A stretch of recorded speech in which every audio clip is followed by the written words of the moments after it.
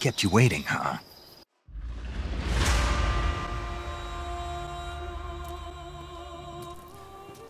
Yeah, so this video is well overdue. The reason why it took so long, because my original plans were to do a montage style video and have UI elements that discuss and detail all my gear, but that's out of my realm of knowledge apparently, and it's taken me way too long already, so I've decided to do it this way instead. I'm just going to narrate my voice over all the clips that I've gathered over the past while, so without further ado, let's get started on my gear. Okay, so starting from the ground up, we have my boots. These are the Altama Vengeance SRs, I believe. They have the side zipper on them. Not too much to say about them other than they're comfy. They've never gave me any blisters. They took in an absolute beating over the past 3 years I've owned them, and they're still in like great shape. So, yeah, good boots. All right, moving up now. Pants, very important. You need them, depending on who you ask, I guess. So what I typically use is the Emerson Gen 3s. They're a replica of the Cry Precision Gen 3s. I'd stay away from the Gen 2s. They are cheaper, but they're flimsy. So with the Gen 3s, no matter which Emerson replica pants you get, the knee pads are going to be an issue. They're going to fall out very easily. We have a saying on our team, no Emerson knee pad survives first contact. Because the second you start running or kneeling in that, your knee pad it's gone. So I'd recommend upgrading your knee pads, if you do get Emersons, to either the real Cry Precision knee pads or the UR tactical knee pads. And if you're an overachiever and you want good quality BDUs, but you don't want to go out and pay $300 for the real Cries, there's a happy medium with UR tactical pants. They're again Cry replicas, just like the Emersons. I believe they sit around 90 to 100 US dollars, but they are very durable. I have owned a multicam pair before. I think I'm going on like my 8th or 9th year with those ones. And the only thing that happened is the Velcro started to rip around my waistline. So the bottom half of my loadout doesn't really change depending on the weather. I'm always going to rock some form of Emerson pants and those boots. The top half, however, will change. Might swap out a long sleeve shirt for a Condor soft shell jacket if it's cold or rainy. And those jackets typically run around 100 to 130 Canadian. Now if the temperature isn't brutal, and if it's a mild day, then I'll typically be wearing my team Emerson combat shirt. It's called an Emerson G3. They're relatively cheap. They run around 20 to 30 US dollars. And if the weather is stifling hot, then I have another Emerson G3 combat shirt that I wear. However, I've modified it by just cutting off the sleeves with scissors. My battle belt setup is a TMC fighter belt. It is a replica of the Ronin tactical belt. And with that molly, I have a taco pouch, an Emerson taco pouch on my left hip. And that provides me an incredibly quick reload. It's by far my fastest reload. And then I have a Condor dump pouch around my 6 to 7 o'clock position. Now some guys will put the dump pouch right on their 6. It doesn't really matter where you put it. I used to put it on my vest. Just whatever you can naturally find, wherever your arm naturally goes when you're reloading, that's the best place for it.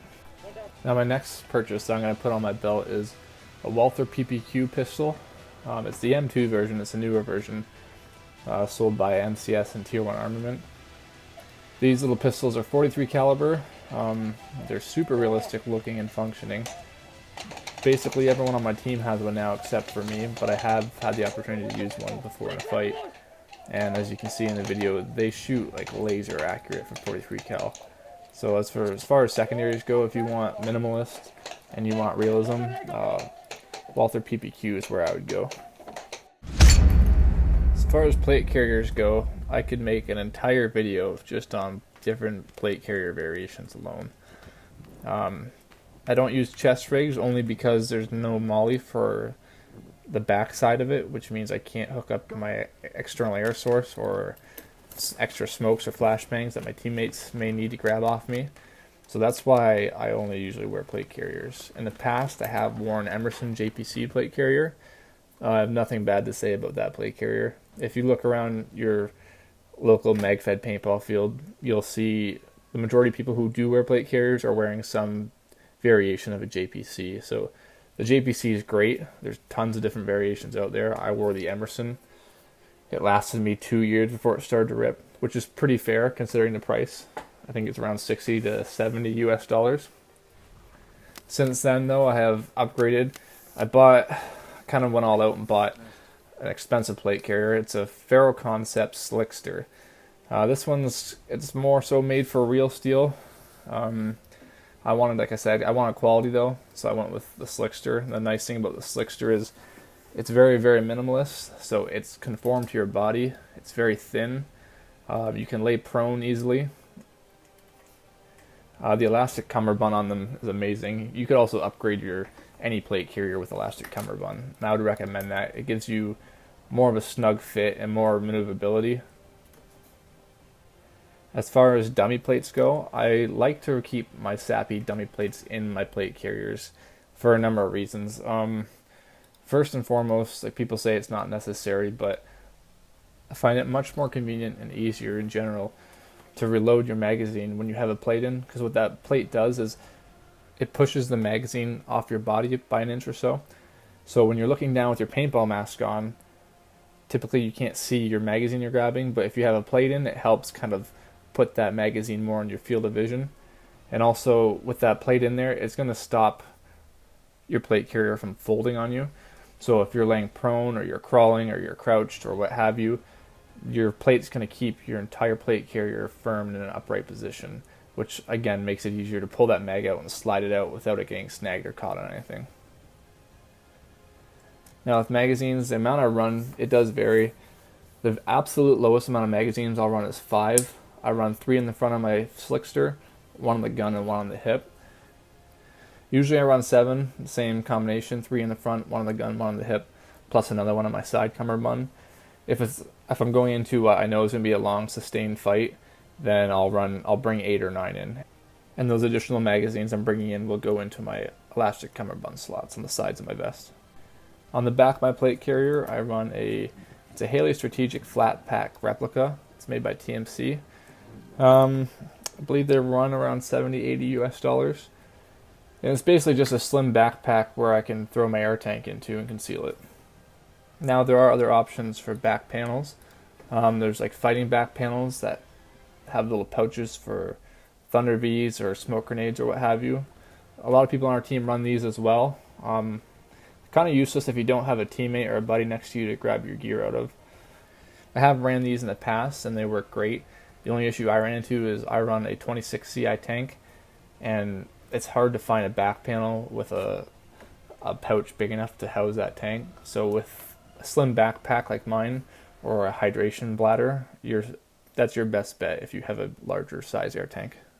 I find gloves don't really matter too much as long as they give you good dexterity. I wear mechanics gloves. They're pretty cheap. I think they cost me about 35 Canadian, and these are actually mechanics shooting gloves, so they're really thin. So far they've lasted me 1 full season without any rips or tears, so I'd go with those. So on to comms now. Comms is another big topic I could spend a whole video on. Our team uses the Baofeng UVR5. It's an okay-ish radio. For some reason, sometimes when there's lots of traffic, they don't like to talk to each other. So there's never a circumstance where every single member on OMD has working comms. That's literally never happened. They're always intermittent, something that you're just going to have to get used to. But what we usually do is we usually split up, so people with working comms will lead one fire team, and then people with the other working comms will lead the other. So we can always kind of remedy the situation. Now, I've used a variety of different noise cancellation and amplification headsets. I've used Z Tactical and I've used Ear Armor. So starting with the Ear Armor, I had an Ear Armor M32, I believe it was, and they're supposed to be rated for real steel. The noise cancellation feature worked very well. The noise amplification was okay, it was pretty good. However, the durability on them was pretty junk. The battery caps fell off, and every time I ran, the battery connection would get loose and they would shut off on me. And then I was working with them to fix that problem when the microphone just kind of broke right off. Now apparently since then they fixed that with their newer versions. I guess if you buy them now you shouldn't have the battery issue. So I may give them a try in the future. I believe they run around 90 US dollars. Now on to Z Tactical headsets. For Z Tacticals, I use the Contact 2 replicas. They work okay. Again, noise cancellation works pretty good. Noise amplification, it takes some getting used to. It's not easy. It's definitely not better than your natural ear. It does pick up some noise better than your natural ear does, like quiet noise. However, I find it's difficult to hear which direction sound is coming from because you no longer are hearing with just your naked ear. You're basically trying to hear with a digital device. It's like trying to hear through like a camera or something like that. And so the reason why I don't use the Contact 2 version anymore is just because the durability again. They lasted one season before they completely failed on me. Again, it has to do with the batteries. The battery prongs come loose over time after swapping your batteries out, and then once they become loose, the battery no longer makes the connection, and then you'll be running and they'll cut off again. So now I'm onto the Z Tactical Sword-ins, and the Sword-ins, the batteries, they don't have the same connector. You slide each one in, and then you close the end cap, and they're enclosed in the headset with the typical spring connector. I find that just works a lot better in terms of durability. There's no room for the prongs to get loose or bent or broken over time. So far, I'm well over 1 year use with them, and they still work great.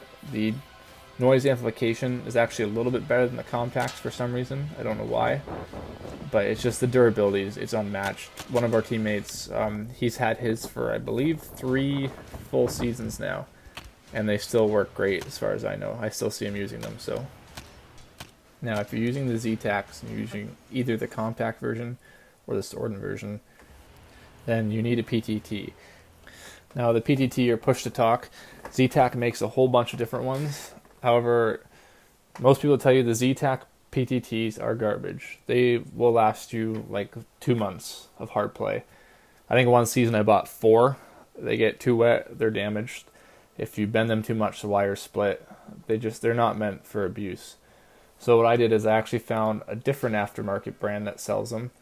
I'll put a link. It's PX Airsoft, and it's called the U94 TRI PTT.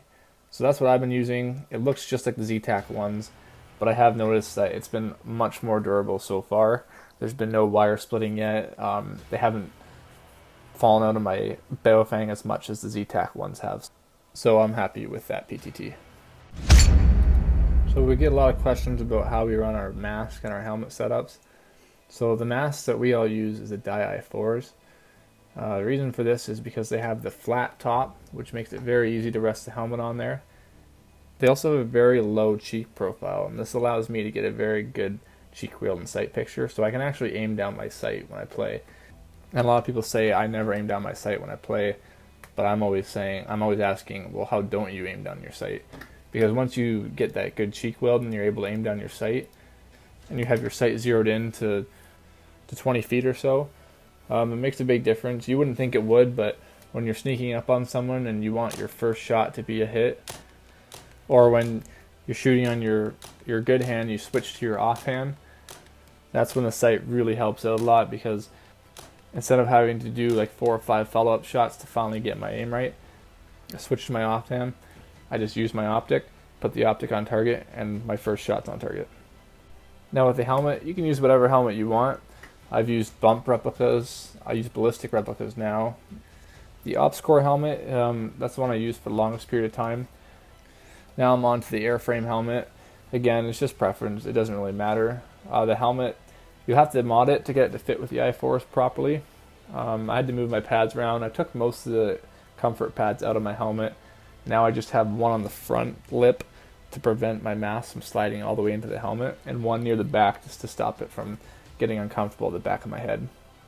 If you need more detail on how to mod your i4s to fit with your helmet, just search on YouTube i4 helmet mod. There's a ton of tutorial videos out there that'll show you exactly how to do it properly. The reason why I wear a helmet at all is because, as you guys know, Milsim's a big aspect of Magfed for me.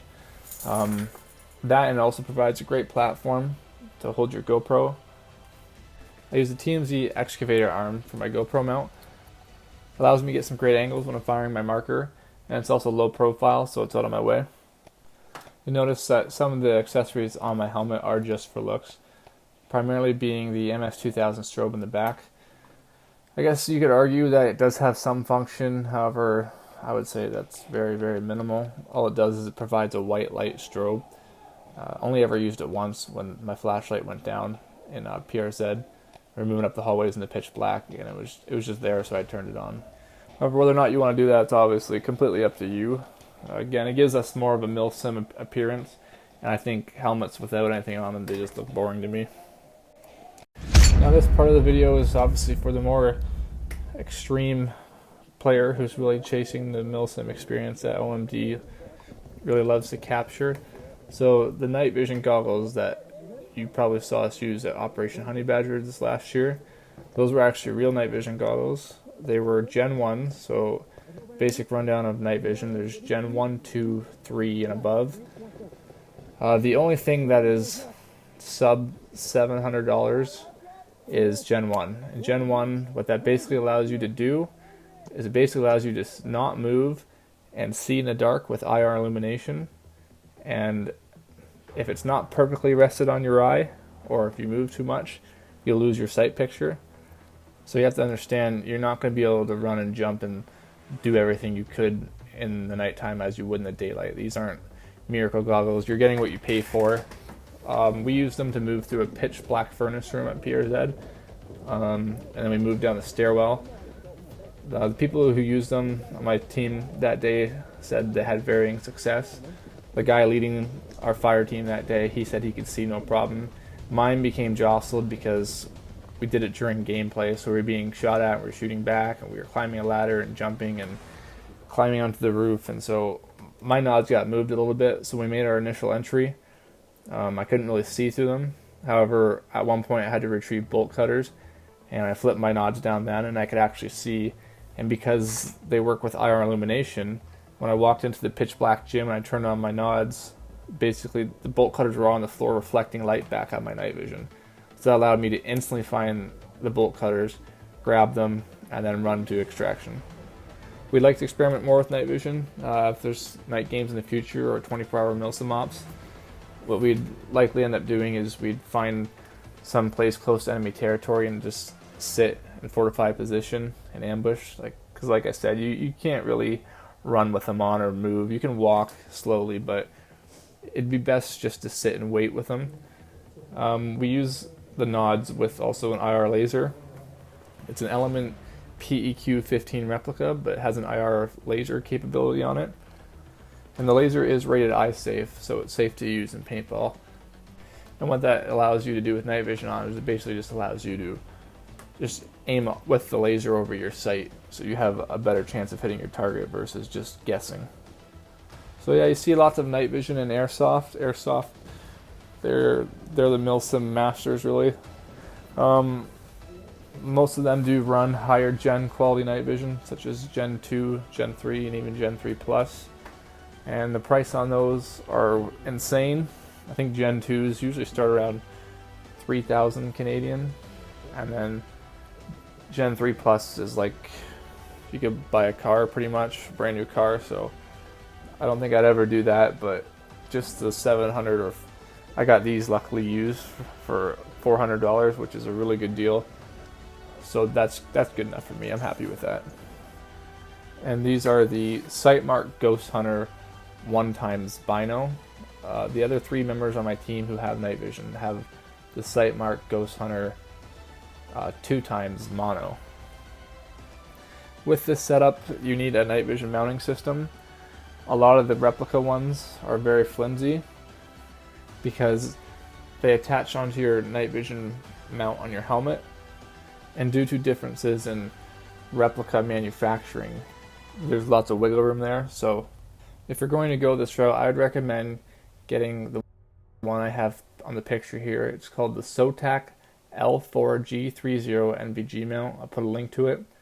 That one, basically the shroud to the helmet is connected right to the mount itself, so you have to screw the mount and the shroud as one unit onto your helmet, and this will almost completely eliminate all the wobble.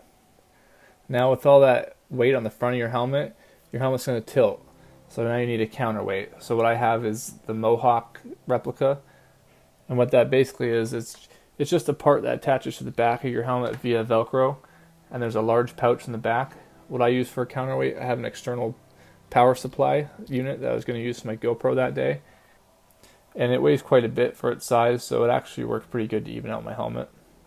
And then you're going to want to protect the tubes of your night vision from incoming paint or BBs or what have you. So what I did was I went to the hardware store and I got a sheet of plexiglass. I used a circular saw drill press, and I cut out holes that were just big enough to slide into the tubes.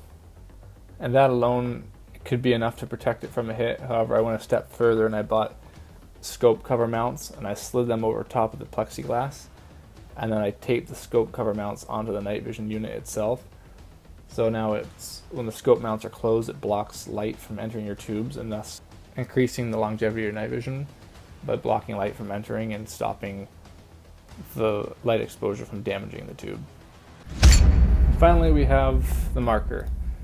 So I've used a variety of different Magfed markers in the past. The first Magfed marker that I bought brand new was the 468. Used it for 1 or 2 years, started running into some issues with the lock bolt. However, when it did work, I loved it. I switched to a different marker. It didn't really last quite as long. It wasn't what I had hoped. I'm not going to get into the marker debate. I'm just going to discuss the reasons why I prefer the 468. So the 468 has an anti-ball drop feature. So what this allows you to do is you can take your magazine out without losing any balls. It's not a huge game changer, but it's an added realism feature, and also keeps more balls in your magazine versus falling out on the ground. To complement that, with the Helix D mags, they're really great magazines. They're a little long. They're not exactly 1-to-1. However, they're the only magazine I've used in MagFed where you can actually put your magazine in your vest upside down and run and jump and not have a single ball fall out. Alright, just got off the field, emptied all my mags out. Look in there if you can see, not one ball fell out of the D mags. 468 weight. And again, that saves you paint, that keeps you in the fight longer, stops from getting your bottom of your vest gooey where all the balls start to gather. It's just a very small but very much appreciated feature. And then we have a larger feature, the lock bolt. The lock bolts save my ass more times than I can count. Since I've had my newer 468, the 2017 468, I literally have not had one ball break in the chamber of my marker. I have had balls break in the barrel, but I can count down on one hand. I'd say no more than 3 times I've had that happen all year. I really wish MCS would drop the patent so every single MagFed gun could get the lock bolt design, because I really do think every marker in MagFed needs it. In terms of variance and consistency, consistent MagFed marker. However, I find it's not really affected as much due to temperature changes and climate. If I had to just estimate a variance for you, I'd say, I think last time I went out, I was getting an FPS plus or minus of around 12, which isn't fantastic, but I would say it's no worse than any other MagFed marker I've owned. The only difference being is the 468 is more likely to keep consistently shooting, whereas the other markers I've owned would go down due to leaks or jams or chops or other issues like the weather, humidity, etc. Now, for accessories on my marker, I run optics. I prefer just to run red dot optics, such as an EOTech replica or an Aimpoint replica. Once you get your optics sighted in, it is kind of a pain in the ass, because as soon as you change your velocity too drastically, or your barrel, or even sometimes the paint, you have to re-sight in your red dot. But once you get it sighted in, it's really satisfying when you get to put the red dot or your reticle on your target's head and squeeze and actually get that one-shot hit. PEQ box. The black PEQ box I run, it's hollow. It's just for looks, to give it the proper Milsim appearance. The tan PEQ box, like I mentioned in the nod section, it actually has an IR laser, has a visible green light laser, has an IR flashlight and a visible flashlight. Grips, whatever you prefer, angled grips or horizontal grips, they're a lot of fun to run, but I find if you're not doing mini games, if you're doing long Milsim events, you do get tired from having your arm all the way reached out. Vertical grips, I do like a half C-clamp, so you can kind of get the best of both worlds. If you get tired, you can pull your elbows in and kind of rest on your hips, which is great for long Milsim games. I've run a lot of fake suppressors. Two reasons. There's also the Milsim factor, to look cool, feels good. And in some cases I have a bunch of different barrel setups I run, and if the barrel looks really long on the gun, then I'll put a bunch of electrical tape around the end of it and slide a 5-inch PVC pipe over it to give it that suppressor look and kind of hides the barrel too. And the nice thing about the 468 is it has real steel AR threads, so you can put on whichever handguard you want. And I have a soft spot for the MK18, so I put on the Mad Bull Airsoft MK18 replica handguard, and that's pretty much the standard handguard that all of OMD uses. It's a quad rail design, but I find it's probably one of the most slim quad rail design handguards on the market. And then I complement the whole MK18 setup with a nice desert snakeskin paint job, and I find that just makes your marker look gritty. It's more realistic. It just gives it a really nice look overall. So a question that gets asked a lot in paintball is why all the gear? Why do you need all that shit? My answer to that question is you don't need it at all. It's the same answer to the question, why do you enjoy Magfed paintball? It's not practical to run around with 20 rounds in a magazine and reload when you could have a whole hopper with 200 plus rounds and just shoot ropes. So Magfed isn't like practical. We don't need it per se, but we do it because we enjoy it. We enjoy the realism. We enjoy putting that magazine in, having that feeling. It enhances the experience for us. That's why we play Magfed. So for myself and OMD, it's the same reason why we like the realism Milsim aspect. Same reason why we like the tactical gear. Why we like building specific loadouts and markers. Because that's fun to us. Like building the gun, to me, is almost as fun as playing with it. Setting up my loadout and seeing how it looks on camera and playing with it in the field, that's all part of the experience to me. That enhances Magfed paintball. And when I'm doing that on my own, it's fun enough. But when I see my team doing it with me, and we're using our own tactics, and we're entering rooms, and we're tossing a banger into a room and following it in and hitting people in the room, it's a really, really fun, adrenaline-filled feeling. And I think if more people in Magfed were to try it out, I think they would have even more fun than they're currently having. And we do all that in a way where we're not disrespecting anyone. You'll never see OMD wearing actual unit badges or patches. We're never claiming to be something we're not. The gear we use is, we all have different plate carriers. It's just the gear that we think is cool, the gear we like. The camouflage we use is the stuff we think is cool, the stuff we like. The MK18 build, I've really enjoyed that look on a marker. We actually get a lot of our influence from airsoft teams such as GMR, and we just kind of tailor that to Magfed paintball. But at the end of the day, paintball in general, it's what you make it. Like we don't care if someone walks in wearing a banana costume or whatever. It's whatever you make it, as long as you're having fun with it. Because regardless if you're into the Milsim aspect or if you're just there to shoot your buddies and have fun, like that's all fine and dandy. Because no matter which way you spin it, we're all just man-childs playing our hobby that we enjoy to play and have fun. So in the closing, have fun whichever way you choose. If you haven't tried the Milsim aspect that OMD likes to emulate, let us know if you're in the area. Come play with us, try it out, and let us know how it goes. If you enjoyed it, if you don't, we want to hear. Thanks for watching, guys. Peace out.